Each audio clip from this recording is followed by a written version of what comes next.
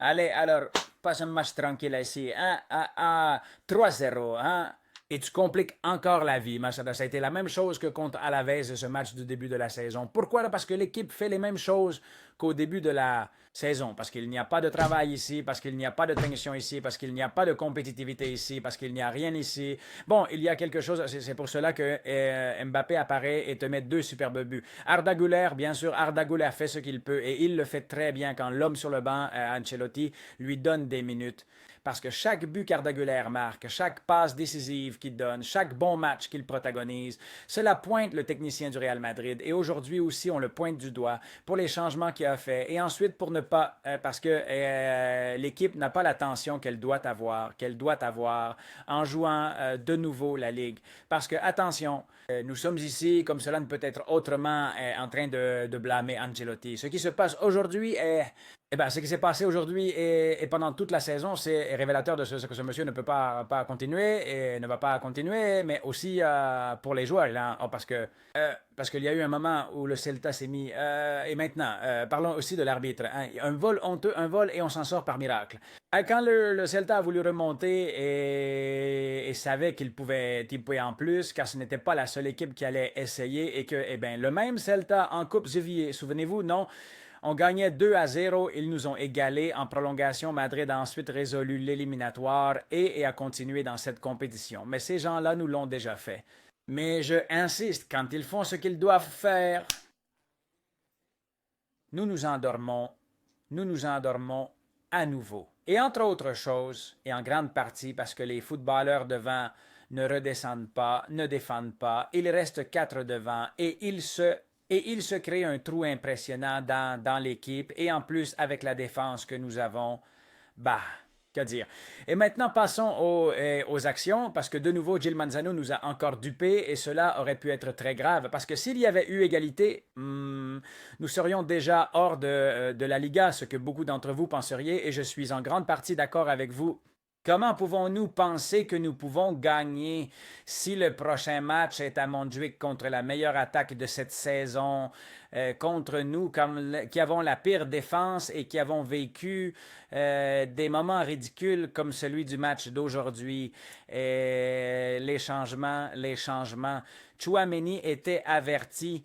Ceballos, Lucas Vazquez, ce dernier m'est indifférent, mais Chouameni et Ceballos. Et avec le carton jaune de Bellingham, aussi l'anglais, s'il voyait un autre jaune, rouge, et donc il ne jouait pas le classique.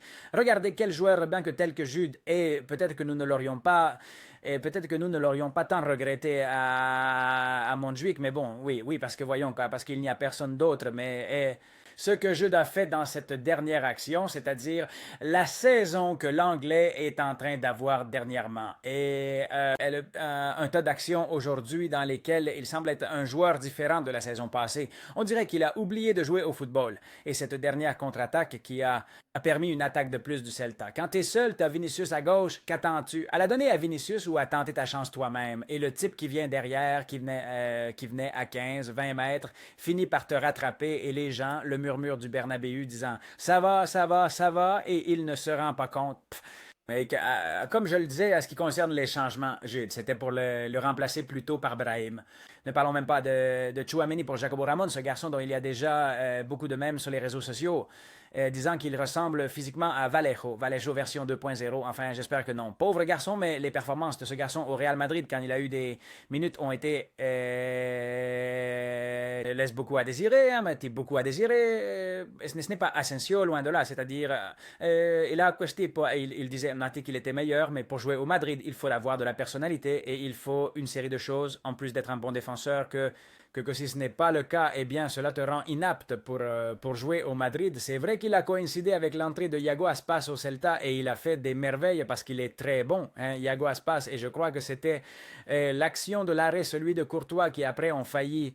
Bon, ils ont été sur le point de nous égaliser. Là, c'est quand le ballon s'est mis à tourner après que Courtois l'a arrêté, pas complètement, mais le bloqué d'une certaine manière. Le ballon a commencé à tourner dans le sens contraire, vers là où il allait, et c'est pour cela que ce ballon n'est pas entré dans le but parce qu'il a été ralenti.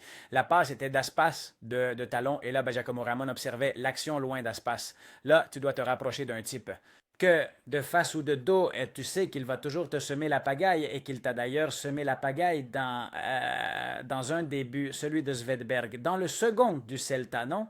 Et, et maintenant, parlons, j'insiste parce que je ne vais pas oublier des décisions arbitrages, parce que le premier, on sait déjà comment il est arrivé. Euh, En tout cas, tu dois enlever Chouameni parce que tu ne peux pas prendre le risque, car s'il reçoit un carton jaune, il ne joue pas le classique, car si Chouameni ne joue pas le classique comme défenseur central, tu as Jacobo Ramon et Asensio comme défenseurs centraux, parce que Rudiger est blessé, parce qu'Alaba est blessé, et parce qu'il est impossible de mettre un autre central. Eh bien, il enlève Asensio et enlève Asensio. Certains diront non, eh bien, imagine si on enlève Chouameni, nous aurions eu le même problème. Mais voyons, Chouameni est-il un meilleur défenseur qu'Asensio comme défenseur central, n'est-ce pas? Merde, ça t'était égal. Alors enlève celui avec lequel tu cours plus de risques de manquer le prochain match. Eh bien, rien. Mais la même chose avec Güler. À la 82e, Güler sort pour Brahim. Brahim qui aurait dû entrer avant. Mais pourquoi ne pas le remplacer par Bellingham qui risquait autant de manquer le match suivant à cause d'un carton jaune? Mais quel genre de gestion est-ce de la part d'Ancelotti? Mais quel désastre c'est! Ceci dit, la responsabilité de presque te laisser remonter incombe en grande partie aux footballeurs. Mais bien sûr, il y a ici une responsabilité de l'entraîneur. L'entraîneur doit les maintenir sous tension et il ne le fait pas. Depuis le premier jour, il ne le fait pas et tu ne peux pas virer toute l'équipe. Mais tu peux virer celui qui est responsable qu'il ne soit pas en tension et c'est l'entraîneur. En plus du problème des changements, etc. Hey, le truc de Gil Manzano, j'ai les actions par ici, c'est incroyable. En quelques minutes, il a été impliqué dans certaines incroyables.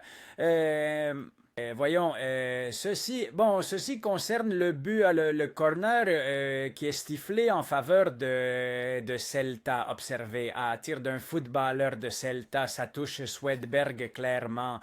Écoute, il siffle un corner. Les gens de Celta vont se plaindre maintenant. Et tant qu'ils ont donné le coup depuis ce match de coupe pour ce penalty précisément à ce footballeur de la part de Lunin dans son jour. Eh bien, aujourd'hui, en tout cas, ils ne peuvent pas se plaindre parce que c'est ça. Voyons, que je n'oublie pas. Que je n'oublie pas.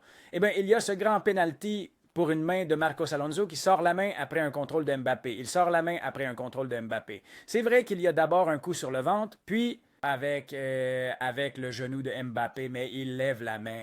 Il empêche un attaquant adverse de contrôler ce ballon dans la surface. Cela, c'est penalty, eh bien rien, ni VAR, ni rien, bien sûr. Ensuite, la chiffre montre que oui, Madrid est le plus lésé par le VAR et le Barça est le plus favorisé. Et ils te l'échangent et te disent, s'il n'y avait pas de VAR, bien sûr, ils n'interviennent pas dans des actions comme celle-ci et ils n'interviennent pas dans celle-ci et non plus dans ce gros penalty sur Fede Valverde qui me rappelle beaucoup celui fait à Vinicius sur le terrain d'Osasuna à l'époque.